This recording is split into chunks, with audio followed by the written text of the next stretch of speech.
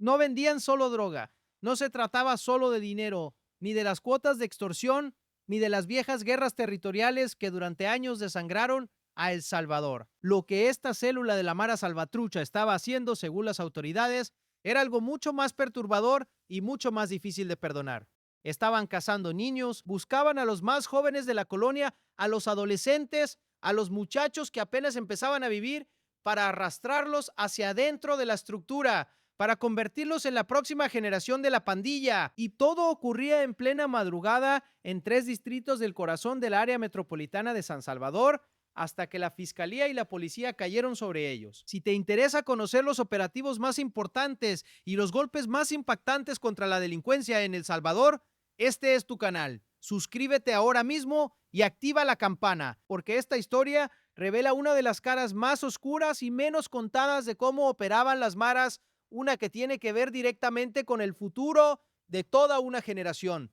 Fue durante la madrugada cuando la Fiscalía General de la República, en coordinación con la Policía Nacional Civil, ejecutó el operativo en San Salvador Centro. El Blanco, un grupo de presuntos integrantes de la MS-13 que operaban en distintos sectores de los distritos de Cuscatancingo, Ciudad Delgado y Mexicanos. 5 hombres fueron capturados. Y según la versión oficial, las autoridades los describieron con una palabra que se ha vuelto clave en El Salvador de los últimos años: remanentes. Pero ¿qué significa exactamente que las autoridades hablen de remanentes de la MS-13 y por qué esa palabra lo cambia todo en este caso? Significa que ya no estamos ante la pandilla que gobernaba abiertamente comunidades enteras como ocurría hace apenas unos años. Estamos ante lo que quedó, ante los fragmentos dispersos de una estructura que fue desarticulada en su mayoría, pero cuyos pedazos sobrevivientes seguían intentando operar en la sombra. Y uno de esos pedazos, según la investigación, había encontrado una forma de mantenerse vivo, reclutando savia nueva. Los 5 capturados fueron identificados por las autoridades como José Antonio Linares Sea, Kevin Ernesto Mejía Albarengana, Jorge Luis Córdoba Realaceño, Mario Enrique Contreras Ventura y Nelson Alessandro Erazo Cruz. La fiscalía informó que serán procesados por los delitos de pertenencia a organizaciones terroristas, así como por posesión y tenencia de drogas. Y aquí aparece el primer detalle que la investigación puso sobre la mesa y que define el día a día de esta célula. ¿De qué vivían realmente estos hombres en las calles de Cuscatancingo, Ciudad Delgado y Mexicanos? La respuesta, según el informe fiscal, es el narcomenudeo, es decir, la venta de droga al menudeo en pequeñas porciones en las esquinas y pasajes de la colonia. Los detenidos estaban señalados de encargarse del traslado, el resguardo y la comercialización de droga en diferentes puntos de la capital. Eran, en esencia, el engranaje que mantenía el flujo de estupefacientes y de dinero corriendo por las venas de lo que quedaba de la estructura. Pero el narcomenudeo, con ser grave, era apenas la superficie, porque las actividades de este grupo iban mucho más allá de mover droga, y este es uno de los aspectos que más revela sobre cómo intentan sobrevivir hoy las pandillas, cómo se reconocían entre ellos, cómo mantenían viva la identidad de la Mara cuando ya no podían exhibirse abiertamente. Según las investigaciones, los detenidos participaban en reuniones ilícitas y realizaban señas alusivas a la estructura criminal. Esos gestos con las manos, esas señas que durante décadas marcaron la pertenencia a la MS-13, no son un detalle menor ni un simple simbolismo.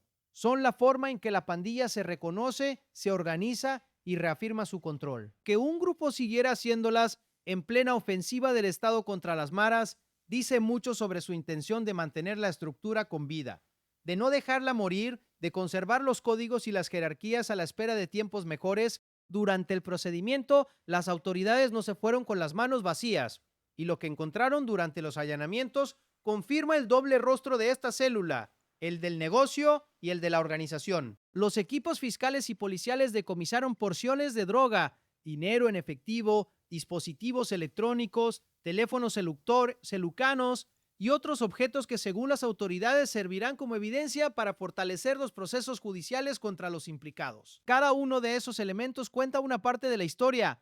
La droga y el dinero apuntan al negocio, pero los teléfonos y los dispositivos electrónicos son muchas veces las piezas más valiosas de todas, porque dentro de ellos puede estar el mapa completo de la red, los contactos, los mensajes, las órdenes, los nombres de quienes aún no han caído. Esa evidencia digital es hoy una de las herramientas más poderosas de la justicia salvadoreña para desenredar lo que queda de estas estructuras. Y sin embargo, nada de todo eso, ni la droga, ni el dinero, ni las señas, es lo que vuelve este caso verdaderamente escalofriante. Porque hay un señalamiento dentro de esta investigación que pesa más que todos los demás juntos, uno que apunta directamente al corazón de lo más vulnerable de cualquier sociedad. Estos hombres, según la fiscalía, se dedicaban a reclutar menores de edad para incorporarlos a la organización criminal.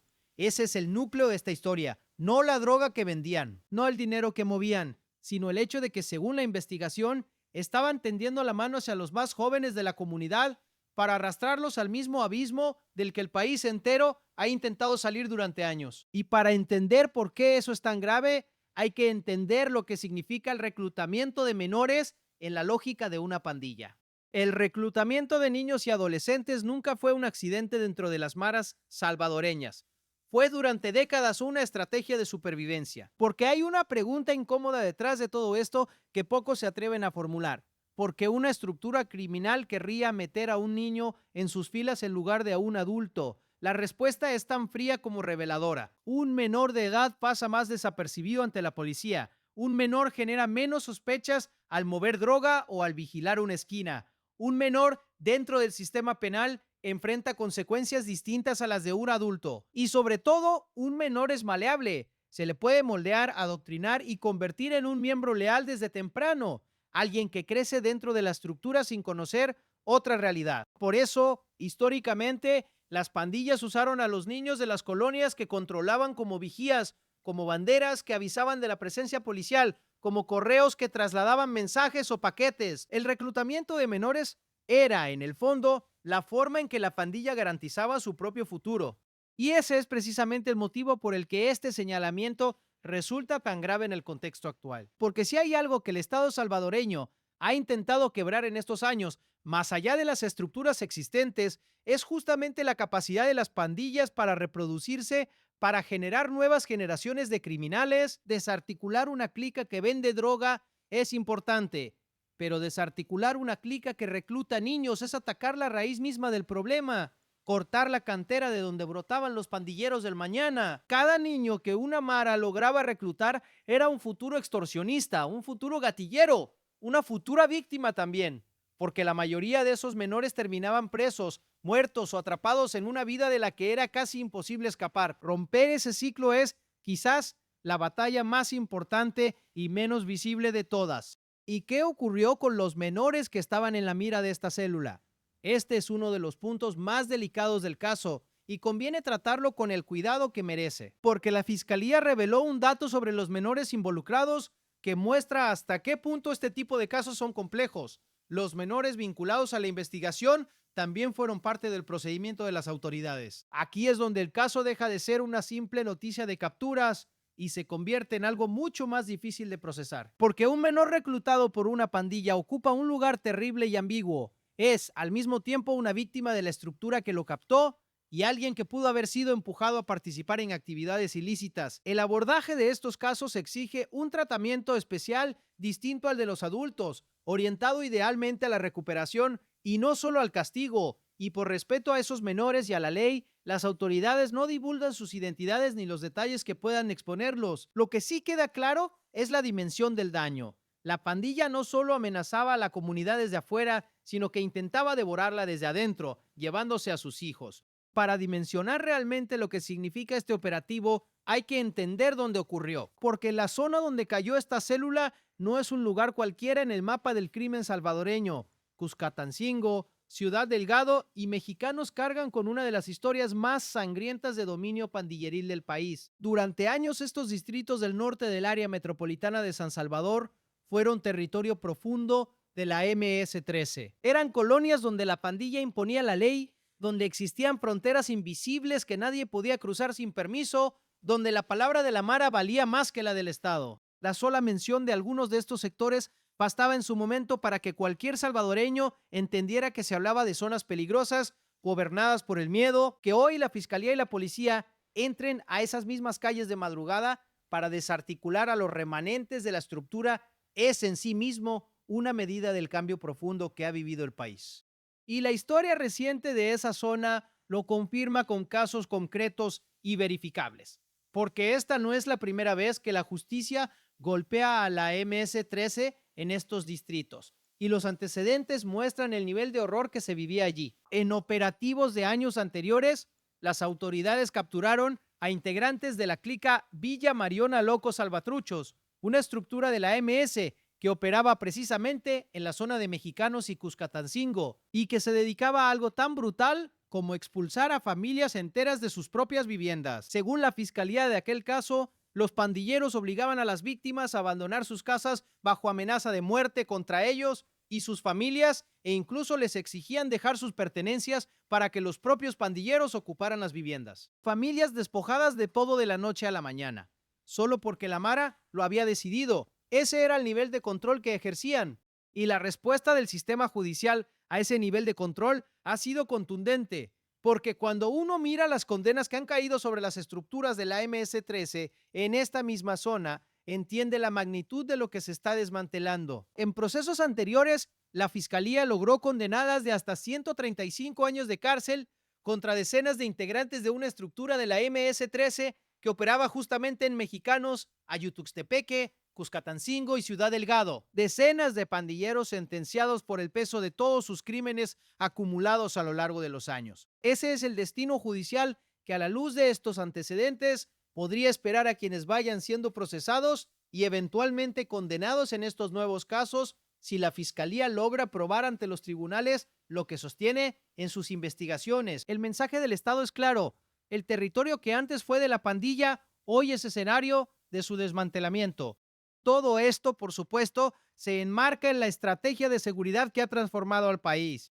Y aquí es imposible no detenerse en el contexto que hace posibles operativos como este, un contexto tan efectivo como controvertido. Desde marzo de 2022, El Salvador vive bajo un régimen de excepción que ha sido prorrogado decenas de veces y que suspendió garantías constitucionales, permitiendo a las autoridades detener a sospechosos de pertenecer a pandillas y allanar con un margen de acción que antes era impensable. En el marco de esa ofensiva, más de 90,000 personas han sido capturadas por su presunta vinculación a estructuras criminales, y el país pasó de registrar cifras de homicidios que lo ubicaban entre los más violentos del planeta a encadenar periodos enteros sin un solo asesinato. Las comunidades que antes pagaban renta a la pandilla hoy pueden, en buena medida, moverse con libertad. Ese es el lado que el gobierno exhibe con orgullo, pero sería deshonesto contar esta historia sin mencionar la otra cara, porque el mismo régimen que ha hecho posibles estas capturas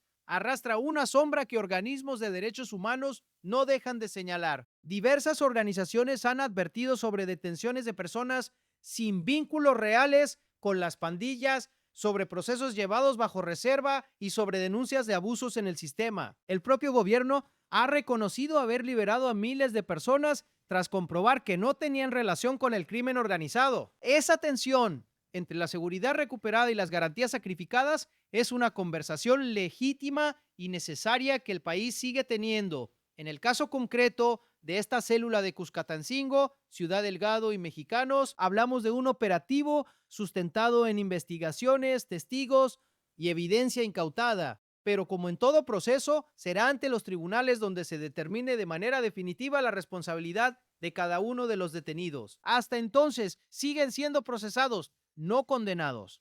Entonces, ¿qué viene ahora para este caso? ¿Termina aquí con 5 capturas y un decomiso? Y esta es quizás la pregunta más importante de todas, la que mantiene la investigación abierta hacia lo que todavía no se sabe.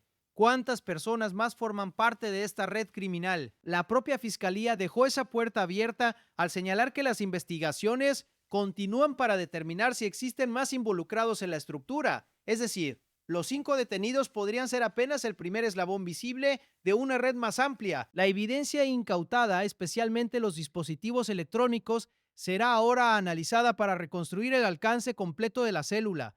¿Quiénes daban las órdenes? ¿Quiénes movían el dinero? ¿Quiénes más participaban en el reclutamiento de los jóvenes? Cada teléfono, cada mensaje, cada contacto puede convertirse en el hilo que lleve a nuevas capturas en las próximas semanas. Y más allá de los nombres que aún puedan caer, hay una consecuencia más profunda que merece cerrar esta historia, porque el verdadero impacto de un operativo como este no se mide solo en capturas ni en droga decomisada, sino en algo mucho más valioso y difícil de cuantificar: los niños que dejarán de ser arrastrados hacia la pandilla. Cada célula de reclutamiento que cae es una red menos tendida sobre los adolescentes de una colonia.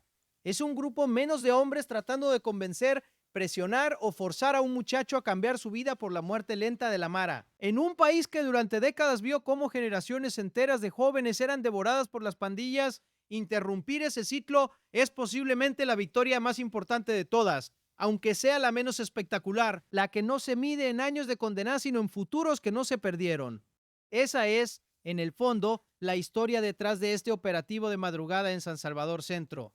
No es solo la caída de 5 presuntos pandilleros de un remanente de la MS-13, es el reflejo de cómo las pandillas, acorraladas y reducidas a fragmentos, intentaban sobrevivir aferrándose a lo más vulnerable de la comunidad: sus jóvenes. Y es también la prueba de que en el Salvador de hoy, ni siquiera en sus antiguos bastiones del norte de la capital pueden ya operar con la impunidad de antes. Las mismas calles donde la Mara expulsaba a familias y reclutaba niños son ahora escenario de operativos que buscan, pieza por pieza, borrar lo que queda de esa estructura. Si esta historia te abrió los ojos sobre una de las caras más oscuras de las pandillas y quieres seguir conociendo cómo el Estado salvadoreño enfrenta a los remanentes del crimen organizado, suscríbete al canal, activa la campana y déjanos en los comentarios qué caso quieres que investiguemos a fondo en el próximo video. Porque mientras existan estructuras intentando arrastrar a los más jóvenes hacia la violencia, esta es una historia que vale la pena seguir contando